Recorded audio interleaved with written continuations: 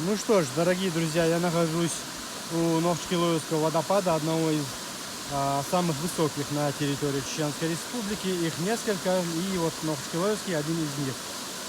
Не скажу, что сюда можно просто так добраться, нужно приложить некоторые усилия, но тем не менее это, конечно, стоит сделать, и я всем рекомендую, моим подписчикам, тем, кто следит за достопримечательностями, туристическими достопримечательностями Чеченской Республики. Вот это прекрасное место. Отсюда открывается очень живописный вид на скалистый хребет Большого Кавказского хребта. Вот, пожалуйста, полюбуйтесь.